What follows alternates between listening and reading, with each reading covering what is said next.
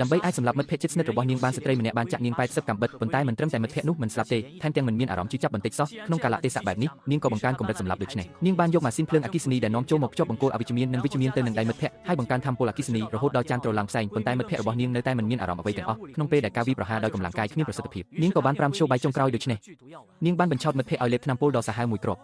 ់នាងមានអារម្មណ៍យ៉ាងម៉េចដែរ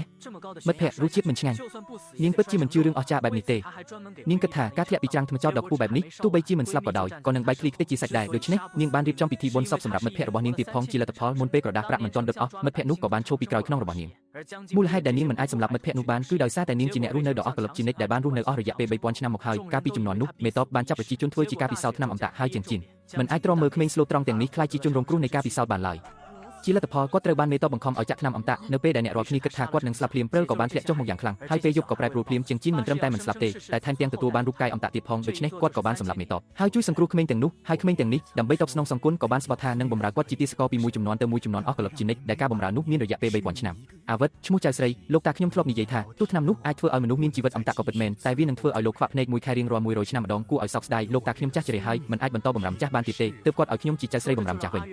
នាងនិយាយហើយក៏ឲ្យអាវិតលុតជង្គង់ទទួលស្គាល់ជាងជីនជាម្ចាស់ហើយចាប់ពីពេលនោះមកក៏បាននៅក្បែរគាត់ជានិច្ចមិនបោះបង់ចោលឡើយទំនាក់ទំនងរវាងចៅហ្វាយនីនិងអ្នកបម្រើទាំងពីរគឺផ្អែមល្ហែមណាស់ទោះបីជាពួកគេជាចៅហ្វាយនីនិងអ្នកបម្រើក៏ដោយក៏ពួកគេប្រសើរជាងមិត្តភក្តិធម្មតាទៅទៀតទោះបីជាអាវិតចង់លួចយកគាត់ទៅពិសោធន៍ជីវិតអម្តាក៏គាត់នៅតែអត់ឱនឲ្យដែរ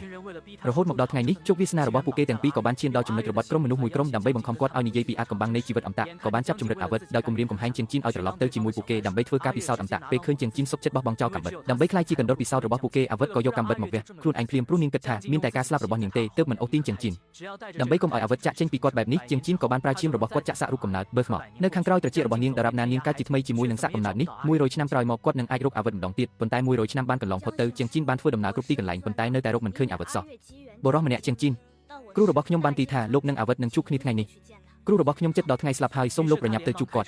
ល្អដូច្នេះគាត់ក៏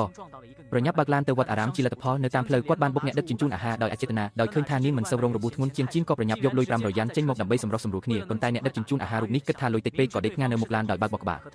ដើម្បីអាចស៊ើបអង្កេតពីទីកន្លែងរបស់អាវិតឲ្យបានឆាប់រហ័សទោះបីជាដឹងថានាងកំពុងធ្វើពុតក៏ដោយក៏គាត់នៅតែបោះលុយ30000 យ៉ាន់ឲ្យអ្នកដឹកជញ្ជូនអាហារនោះដែរទោះជាយ៉ាងណាក៏ដោយអ្នកដឹកជញ្ជូនអាហារនោះមិនមែនធ្វើពុតដើម្បីខ្លួនឯងទេគឺដើម្បីជួយមិត្តរួមការងាររបស់នាងប្រមូលថ្លៃព្យាបាលកូនស្រីរបស់គេប៉ុន្តែនាងផ្ទាល់មិនហ៊ានចំណាយលុយឡើយបុរសម្នាក់ជាងជីនលោកមកយឺតហើយ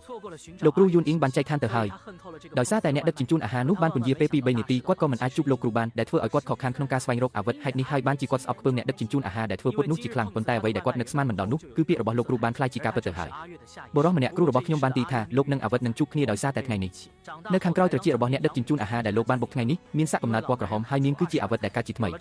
ទោះជាយ៉ាងណាក៏ដោយជោគវាសនារបស់អាវិតក្នុងជាតិនេះគឺគួរឲ្យអាណិតណាស់នាងត្រូវបានគេបោះបង់ចោលតាំងពីក្មេងពេលនាងពេញវ័យម្ដាយចិញ្ចឹមរបស់នាងបានបង្ខំនាងឲ្យរៀបការជាមួយបុរសចំណាស់ម្នាក់ព្រោះបុរសចំណាស់នោះសុខចិត្តឲ្យលុយ20000 យ៉ាន់ដោយមានលុយ20000 យ៉ាន់នេះប្អូនប្រុសរបស់នាងនឹងមានលុយដើម្បីណាត់ជួបមិត្តស្រីហើយក្នុងគ្រួសារទាំងមូលមានតែឪពុកចិញ្ចឹមទេដែលអាណិតនាងថ្ងៃមួយឪពុកចិញ្ចឹមបានយកលុយ20000 យ៉ាន់ចេញពីកាបូភ្លាមឪពុកចិញ្ចឹមមានលុយនេះហើយលូស៊ីនឈ្មោះថ្មីរបស់អាវិតមិនចាំបាច់រៀបការជាមួយបុរសចំណាស់នោះទេឯងធ្វើជាសន្តិសុខនៅក្រុមហ៊ុនវិចិត្រសិល្បៈមិនទាន់បាន2500 យ៉ាន់ផងតើឯងបានលុយច្រើនយ៉ាងនេះមកពីណាមួយវិនាទីក្រោយមកបុគ្គលិកវិចិត្រសិល្បៈក៏មកដល់តាមពិតឪពុកចិញ្ចឹមបានលួចគំនូរមួយផ្ទាំងពីវិចិត្រសិល្បៈទើបអាចលក់បាន20000 យ៉ាន់ឃើញឪពុកស្ម័គ្រចិត្តសារភាពកំហុសហើយទៅជាប់គុកលូស៊ីនក៏ប្រញាប់និយាយថានាងអាចធ្វើការសងបំណុលបានដូច្នេះបុគ្គលិកក៏នាំនាងទៅវិចិត្រសិល្បៈ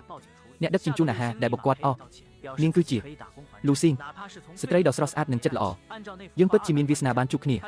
ដោយឃើញថានាងជាកូនស្រីរបស់សន្តិសុខជាងជីនក៏បញ្ជាឲ្យលេខារបស់គាត់ទូរស័ព្ទទៅប៉ូលីសភ្លាមដោយមិនបាននិយាយអ្វីច្រើនទេដែលធ្វើឲ្យលូស៊ីនភ័យខ្លាចហើយសុំទោសភ្លាមដោយនិយាយថានាងអាចធ្វើការសងបំណុលបានសូម្បីតែចាប់ផ្ដើមពីអ្នកសម្អាតក៏ដោយគិតតាមតម្លៃគំនូរ2 លាន យ៉ាន់នាងត្រូវតែលក់ខ្លួនធ្វើការយ៉ាងហោចណាស់30 ឆ្នាំទើបអាចសងបំណុលបានលីមិត្តភក្តិរបស់ជាងជីននេះរំលោភសិទ្ធិមនុស្សហើយជាងជីនខ្ញុំបានទូរស័ព្ទទៅប៉ូលីសហើយលោកស្រីតែគ្មានវិធីទេឪពុកខ្ញុំល្ងងម្លេះគាត់លួចគំនូរតម្លៃ2 លាន យ៉ាន់តែលក់បានតែ20000 យ៉ាន់ហើយថែមទាំងត្រូវឲ្យកូនមកលក់ខ្លួនធ្វើការ30 ឆ្នាំដើម្បីសងបំណុលទៀតជាងជីនហើមសម្លឹងមើលលូស៊ីនរអើជើងប្រយ័ត្នខ្ញុំមិនអីទេខ្ញុំគ្រាន់តែអើជើងបន្តិចជាងជីនខ្ញុំឲ្យអញប្រយ័ត្នរបស់ខ្ញុំបើអញប៉ះរបស់អ្វីមួយនៅទីនេះអញគ្មានលទ្ធភាពសងទេលូស៊ីនមូលធននិយមដ៏អាក្រក់គ្មានមនុស្សធម៌សោះលូស៊ីនមើលជាងជីនស្ថិតនៅក្នុងបេះដូងរបស់ខ្ញុំ